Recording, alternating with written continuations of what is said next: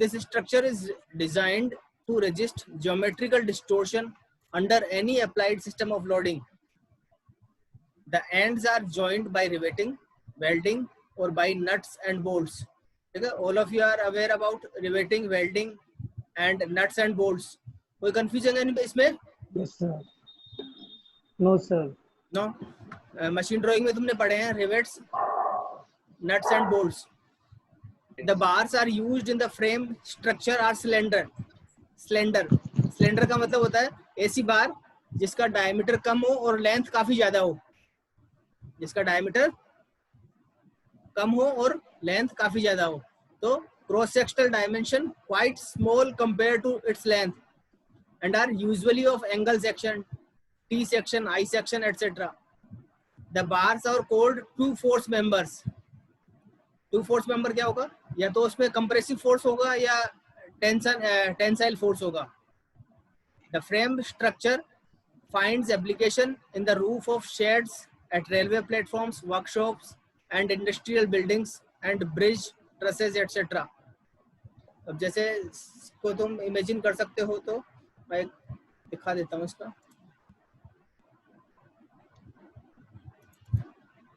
ये स्ट्रक्चर देख रहे हो? दिख रहा है? Yes sir. ये जो स्ट्रक्चर है दिस इज ट्रस और फ्रेम्ड स्ट्रक्चर. ये सब क्या है? ये मेंबर्स है. ये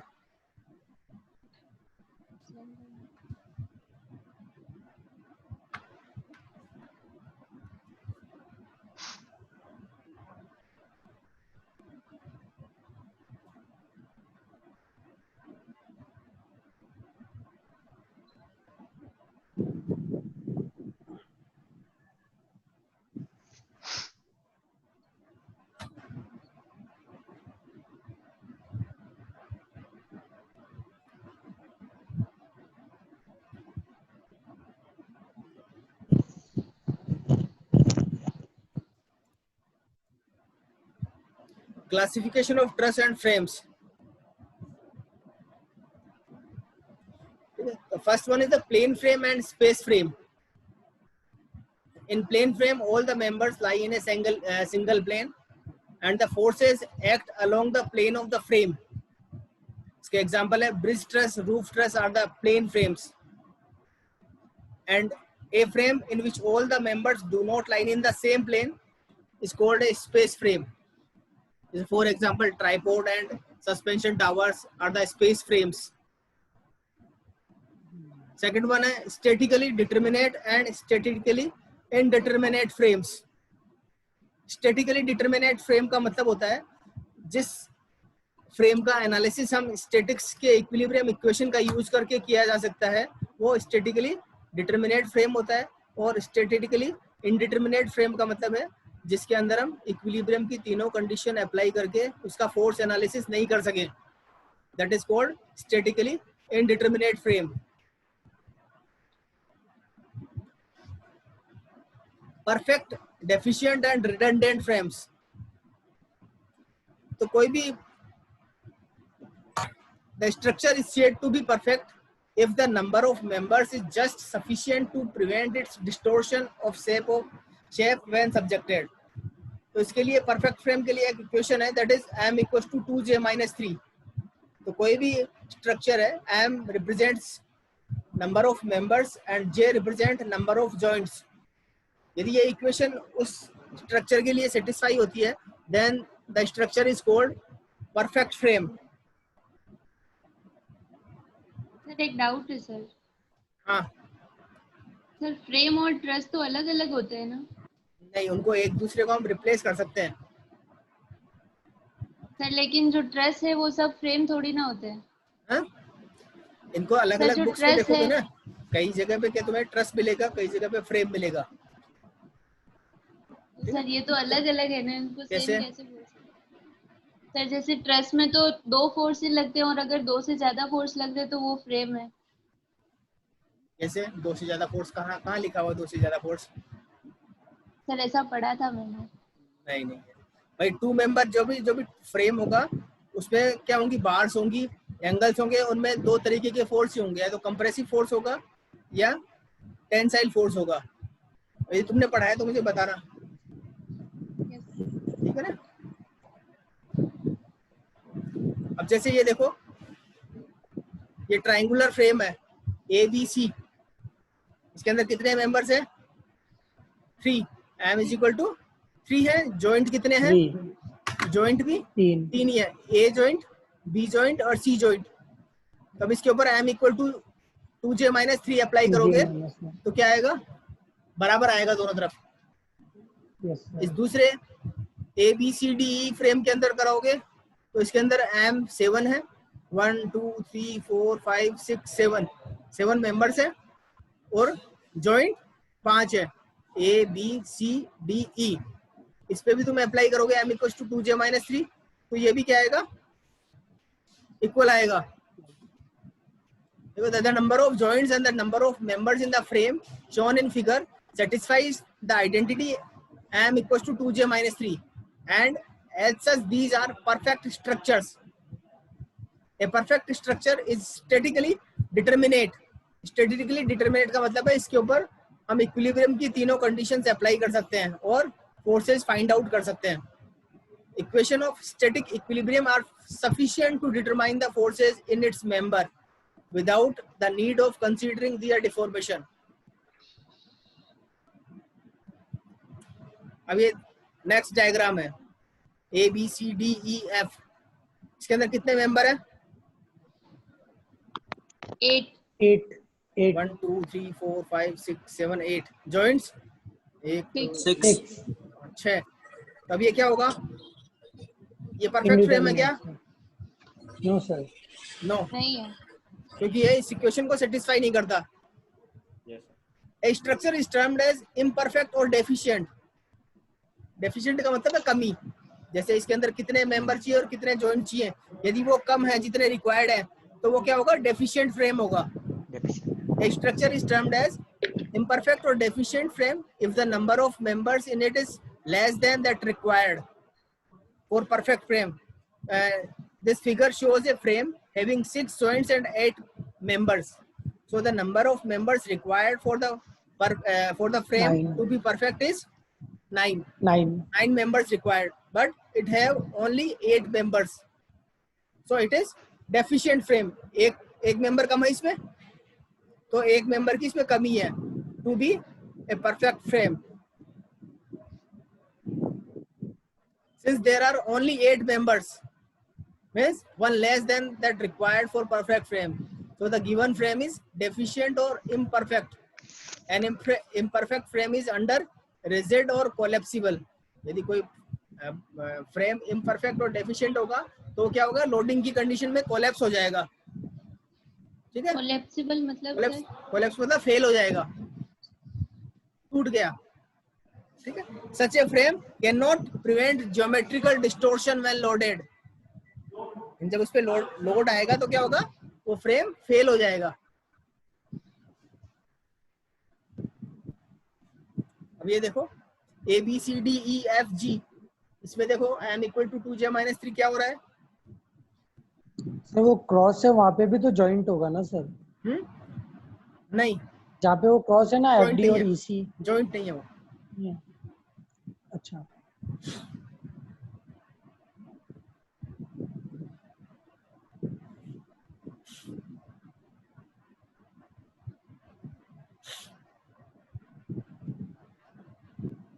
दूसरा है रिडंडेंट, मतलब जितने रिक्वायर्ड है उससे एक ज्यादा हो, उससे ज्यादा हो। A structure is termed redundant frame if the number of members in it is more than that required for a perfect frame. तो इस फिगर में देखते हो तुम 7 जॉइंट है और 12 मेंबर है। 7 जॉइंट है और 12 मेंबर है। 1 2 3 4 5 6 7 जॉइंट्स है और 12 मेंबर्स है। 1 2 3 4 5 6 7 8 9 10 11 12 हुए। कितने हुए? और 12 है ना सर? CE को नहीं गिना आपने? 12 है। 12 है सर। 12 है ना? 12 मेंबर। Yes, sir. क्वेश्चन में रखोगे तो कितने हैं? M कितने रिक्वायर्ड है? 11। तो एक मेंबर ज्यादा है तो ये क्या होगा? रिडंडेंट हो गया। ये रिडंडेंट का मतलब ओवर रिजिड। रिडंडेंट का मतलब ओवर रिजिड, इसके ऊपर हम लोड लगाएंगे तो ये फेल नहीं होगा उस कंडीशन में भी। बट इसमें क्या हो गया, इस कंडीशन में क्या होगा, कॉस्ट सप्लाई, फ्रेम की कॉस्ट सप्लाई कॉस्ट बढ़ बढ़ जाएगी, जाएगी, कॉस्ट की सप्लाई बढ़ कॉस्ट जाएगी। हाँ सर। इंक्रीज हो जाएगी। भाई फ्रेम फेल नहीं होगा but the cost of the frame will increase. Since the frame has 12 members, one more than that required for a perfect frame, so the given frame is redundant. A redundant frame is over rigid and it is statically indeterminate. Statically indeterminate का मतलब है इसके अंदर जो force analysis है वो equilibrium की तीनों कंडीशन की हेल्प से फाइंड आउट नहीं किया जा सकता।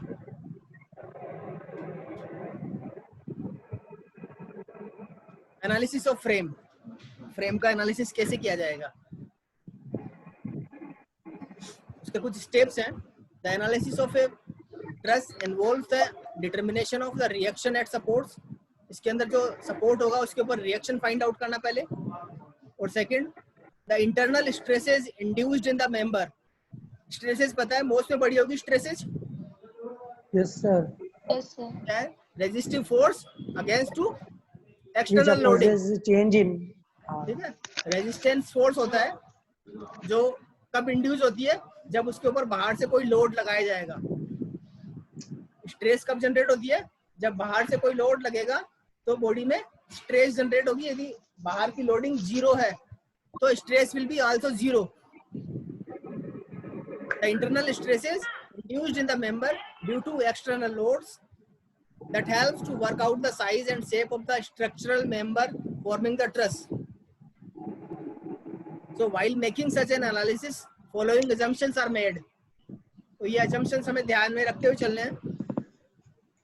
फर्स्ट इज द ट्रस, हमें क्या मानना है, किसी का भी फोर्स एनालिसिस करना है तो वो पहले परफेक्ट होना चाहिए। यदि परफेक्ट नहीं है तो तुम उसमें फोर्स नहीं निकाल पाओगे।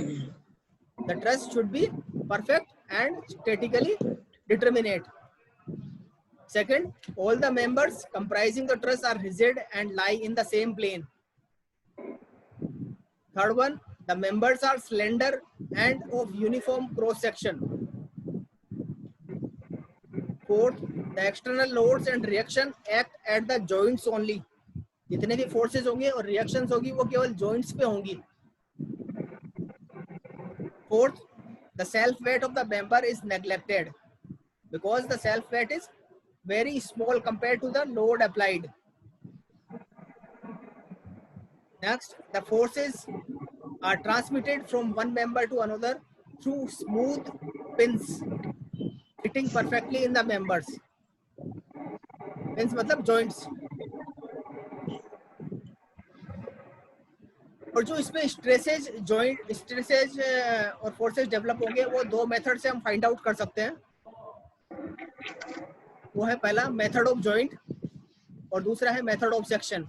ग्राफिकल मेथड हमारे कोर्स में नहीं है, हम एनालिटिकल मेथड काम में लेंगे, method of joint and method of sections. ठीक है, मेथड ऑफ जॉइंट्स में क्या करेंगे, हर जॉइंट का हम अलग से फ्री बॉडी डायग्राम बनाएंगे अंडर इक्विलिब्रियम कंडीशन और उनके ऊपर सिग्मा एफएक्स इक्वल टू 0 और सिग्मा एफआई इक्वल टू 0 और sigma M equal to 0 equilibrium की तीनों कंडीशंस अप्लाई करेंगे और रिएक्शंस निकालेंगे और हर ईच मेंबर के अंदर फोर्स फाइंड आउट करेंगे। और फोर्स फाइंड आउट करने के साथ में उसका नेचर, वो टेंशन है या कंप्रेशन है, ये फाइंड आउट किया जाएगा। तो इसमें स्टेप्स क्या होंगी, all the pin joints are labelled, यानी उनके ऊपर नाम लिख दिया जाएगा ABCD, जितने भी जॉइंट्स होंगे उसका फ्री बॉडी डायग्राम ड्रॉ किया जाएगा। एट द सपोर्ट रिएक्शंस लगाई जाएंगी, हर जॉइंट का अलग से फ्री बॉडी डायग्राम बनाया जाएगा। और सबसे पहले स्टार्ट कहाँ से, उस जॉइंट से करेंगे जहां पे दो फोर्सेज अननोन हो केवल। सबसे पहले वो जॉइंट लेंगे जहां पे दो फोर्सेज अननोन हो।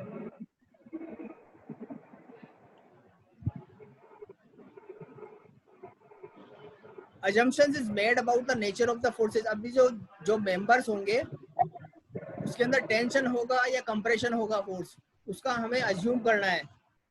तो अब ये जो लिखा हुआ है इसके अंदर क्या है, जो तुमने अज्यूम किया, जैसे मान लो तुमने किसी मेंबर के अंदर फोर्स, टेंसाइल फोर्स अज्यूम किया और वो निकल के आ गया नेगेटिव, वो फोर्स निकल के आ गया नेगेटिव, तो इसका मतलब क्या हुआ, तुमने जो डायरेक्शन अज्यूम की थी वो गलत थी, इसका मतलब वो फोर्स कंप्रेसिव होगा, इसलिए वो नेगेटिव आया है।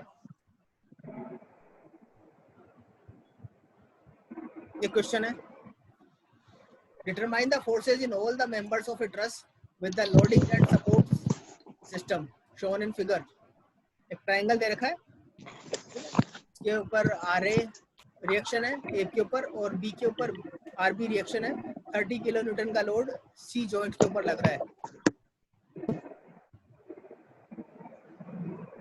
तो सबसे पहले क्या किया जाएगा, सबसे पहले आरए और आरबी की वैल्यू फाइंड आउट करनी है तुम्हें। आरए और आरबी की वैल्यू फाइंड आउट कैसे करेंगे, सिग्मा Fy इक्वल टू 0 और मोमेंट लेकर, हाँ सिग्मा Fy इक्वल टू 0 लगाओगे तो क्या आएगा, Ra plus RB equal to 30 kilo newton. Yes sir. और ए के अबाउट में मोमेंट लोगे तो ए के अबाउट में मोमेंट क्या होगा, ये 30 किलो न्यूटन मल्टीप्लाई एडी, एक तो ये हो गया मोमेंट, दूसरा आरबी मल्टीप्लाई एडी। देखो ये क्वेश्चन था, अच्छा इसका फ्री बॉडी डायग्राम बनाया है ये नीचे। ये जॉइंट है हिंज जॉइंट और ये roller support, hinge support, this one is the roller support. अब हिंज सपोर्ट के ऊपर मैंने तुम्हें बताया था दो रिएक्शंस लगती हैं, वर्टिकल और हॉरिजॉन्टल, वर्टिकल और हॉरिजॉन्टल, आरए और आरएएच। इसको आरए भी कर सकते हो तुम, पर यहाँ पे आरए कुछ और दूसरा हॉरिजॉन्टल रिएक्शन नहीं है, इसलिए आरए से ही इसको लिखा गया। तो यहाँ पे आरएएच रिएक्शन क्यों नहीं की गई, क्योंकि यहाँ पे कोई हॉरिजॉन्टल फोर्स नहीं है, इसलिए आरएएच विल बी 0। जब मैं सिग्मा एफएक्स इक्वल टू 0 लगाऊंगा तो आरएएच की वैल्यू क्या आएगी, 0 आ जाएगी, ठीक है, इसलिए उसको यहाँ पे शो नहीं किया गया। देखो पहले तो अब मेरे को मोमेंट लेना है, तो ये डिस्टेंस मेरे को पता होनी चाहिए AD. The triangle ABC is a right angle triangle with angle ACB equal to 90 degree. So the value of AC will be AB cos 60। AC की वैल्यू क्या होगी, AB cos 60, that comes 2.5 metre.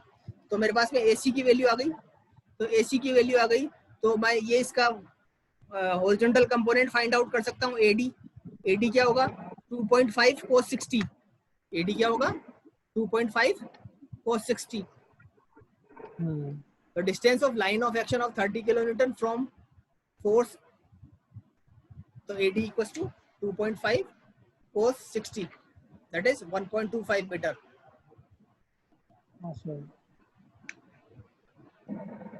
Moments ले लेंगे हम, taking moments about a, distances आ गई हमारे पास में, तो RB multiply 5 equals to 30 multiply 1.25, तो आरबी की वैल्यू निकल के आई तुम्हारे पास में 7.5 किलो न्यूटन, और आरए की वैल्यू आ जाएगी 30 माइनस 7.5 इक्वल्स टू 22.5। यहाँ तक किसी को कोई दिक्कत हो तो पूछे। सर ये आरबी इंटू 5 किया था ना, तो ये 5 कहाँ से आया था, 5 ये ऊपर डिस्टेंस है ना, ए और बी के बीच की डिस्टेंस। हाँ यस दे रखिए ना, हाँ देखा नहीं था।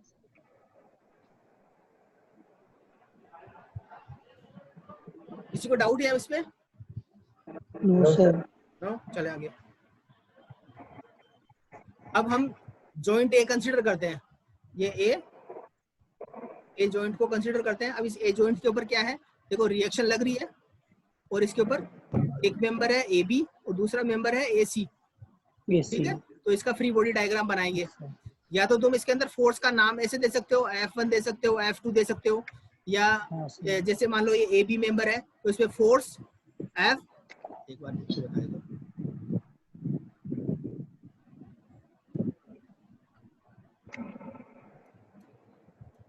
F ए बी ऐसे लिख सकते हो फोर्स, ठीक है। ए बी का मतलब है फोर्स की डायरेक्शन ए टू बी है। यदि बी ए लिखूं मैं तो इसका मतलब फोर्स की डायरेक्शन इनवर्ट डायरेक्शन में होगी, BA। क्लियर? तो एक तरीका तो ये है। Yes sir. अब इसमें AC मेंबर पे फोर्स बताऊं तो मैं FAC। तो जो अब जिसके पास में DS कुमार है, बुक DS कुमार अवेलेबल है? Yes sir. तो DS यस कुमार ने सर। क्या कर रखा है, इसने अज्यूम, वो कुछ भी अज्यूम कर लेता है कि किसी की डायरेक्शन या अंदर की तरफ अज्यूम कर लेगा, किसी की बाहर की तरफ अज्यूम कर लेगा, तो तुम उसमें क्या कंफ्यूज होगे, ये डायरेक्शन इसने अंदर क्यों ले ली, बाहर क्यों ले ली। तो तुम्हें क्या करना है, जो भी जॉइंट कंसीडर करो उसमें हमेशा हर मेंबर के अंदर डायरेक्शन आउटवर्ड कंसीडर करनी है। आउटवर्ड मतलब टेंसाइल कंसीडर करनी है बाहर की तरफ ऑलवेज। कंप्रेशन है ना सर वो तो। ठीक है, तो आप देखो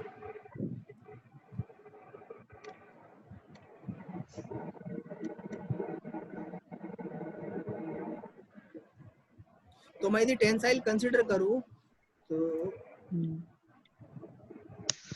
फ्री बॉडी डायग्राम।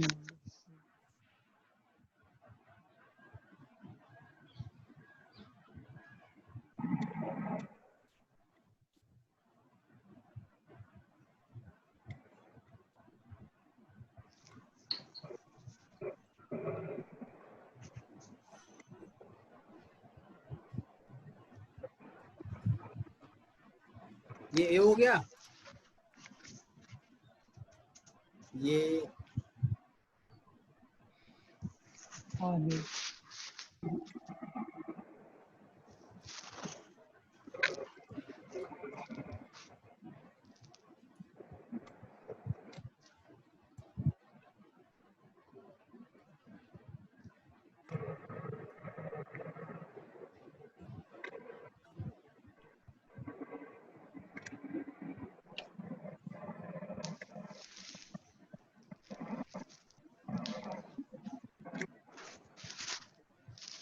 ये RA हो गई, और यस सर। ये हो गया RAC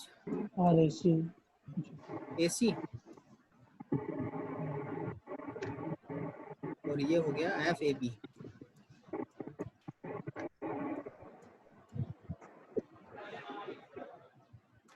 ठीक है, इनकी डायरेक्शन क्या ली, आउटवर्ड डायरेक्शन में है। अब ये एंगल है हमारे 60 डिग्री, और ये एंगल कितना हो जाएगा 30 डिग्री, और ये वाला एंगल कितना हो जाएगा 270। 270।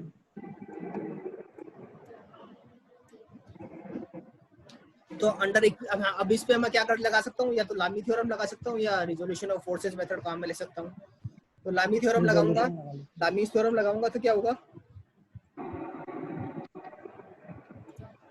ये क्या होगा, RA अपॉन इन दोनों के बीच में एंगल कितना है, that is upon sin 60 equal to, ये क्या है FAC। अब क्या होगा, ये दोनों फोर्सेस के बीच का angle, 270। That is 270 FAC upon sin 270, और फिर बचा FAB अपॉन sin इन 30। दोनों के बीच का एंगल sin 30। sin 30। तो ये निकालो, अब निकालो फोर्सेस निकालो, क्या आता है मेरे को बताना। Yes sir.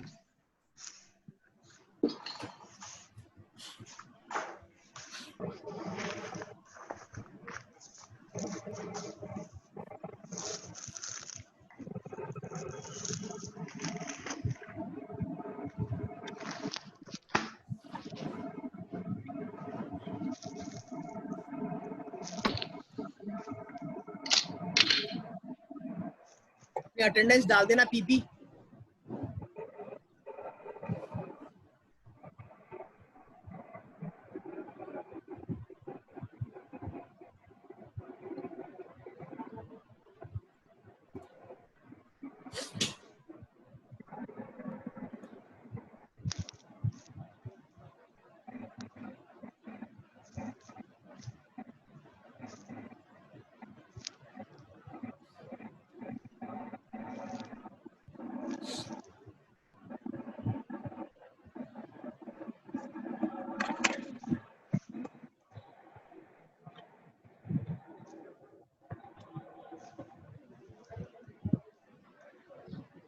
सर RA की वैल्यू क्या आई थी? 22.5 किलो न्यूटन। RH की वैल्यू 22.5।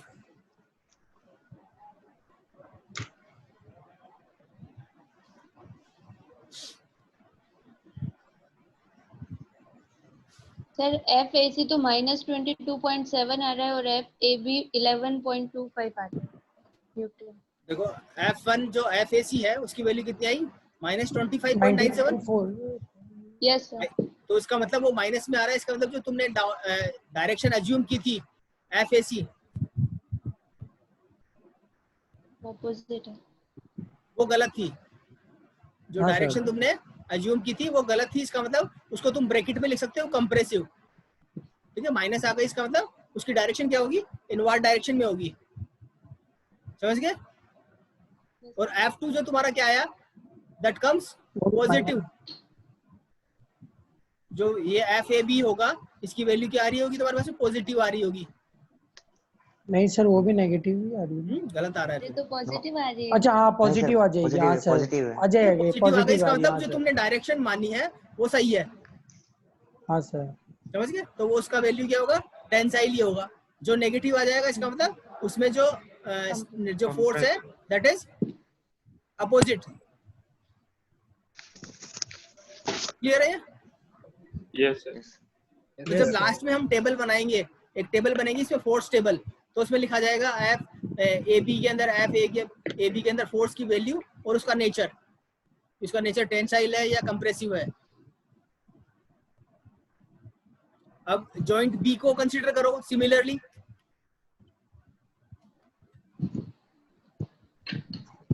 Yes sir.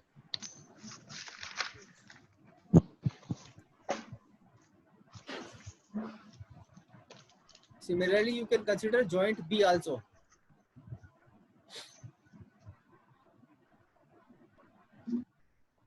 ये बुक का जो देख रहे हो, बुक में इस तरीके से सोल्व कर रखा है इसको।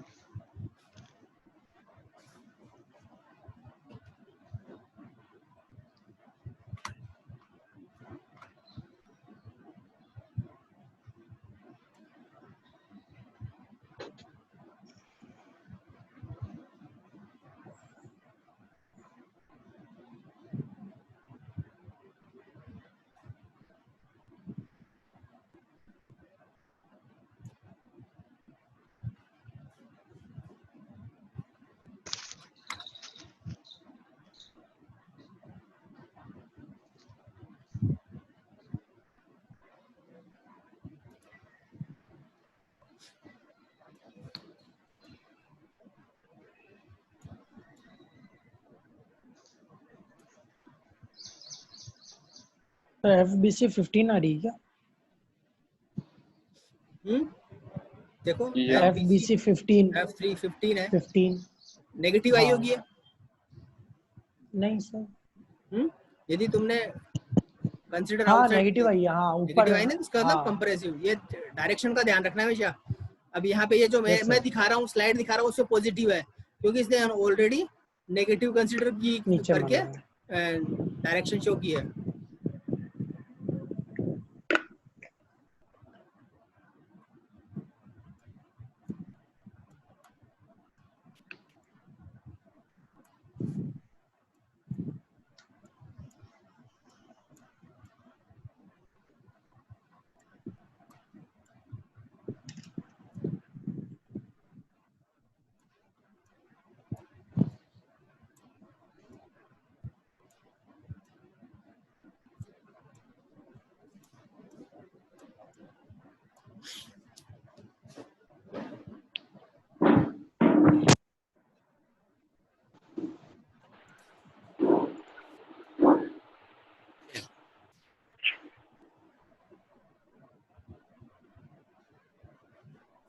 तो F3 की वैल्यू आ गई 15 किलोमीटर। नेगेटिव में तुम यदि इस जो मैंने FBD बनाया है उसके अनुसार निकाल रहे हो तो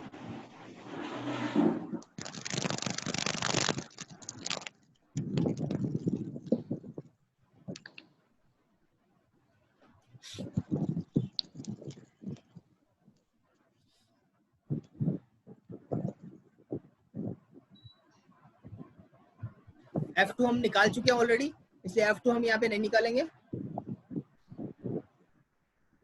केवल F3 बचा हुआ था, तो F3 की वैल्यू आई 15 किलो न्यूटन नेगेटिव।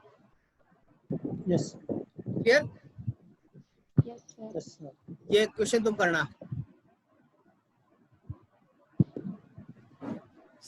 अभी करना है सर या नहीं, अब कल मेरे को Homework? बताना, अभी खत्म हो गया, टाइम भी खत्म हो गया, 40 मिनट्स हो गए, बंद होने वाली है। तुमने अटेंडेंस डाल दी? हाँ सर डाल दिया। Yes, sir. ये डायग्राम देख लो। सर ये सी पे रोलर है ना? सी पर रोलर, इधर हिंज सपोर्ट है। हाँ सर। ठीक है, हर जॉइंट के अंदर, जैसे तुम्हें ए जॉइंट लो, पहले तो रिएक्शंस फाइंड आउट करोगे, रिएक्शंस फाइंड आउट करने के बाद में हर जॉइंट का इक्विलिब्रियम, जैसे ए जॉइंट लोगे पहले तो ए जॉइंट का फ्री बॉडी डायग्राम ड्रॉ करोगे, फिर सी जॉइंट लोगे हाँ सर। तो सी जॉइंट पे ये दोनों फोर्सेज आ जाएंगे तुम्हारे पास है। फिर बी जॉइंट कंसीडर करो, तो बी जॉइंट का फ्री बॉडी डायग्राम ड्रॉ करो। ठीक है, तो ए और Yes, sir. सी के ऊपर तो तुम लामी थ्योरम लगा सकते हो, पर बी जॉइंट को जब कंसीडर करोगे तो यहाँ पे रिजोल्यूशन ऑफ फोर्सेज मेथड काम में लेना पड़ेगा। Yes sir. ठीक है, चलो कल करना, कल मैं देखता हूँ कौन करता है। Yes sir. Okay, sir share कर देना सर है। नोट्स सारे। ओके।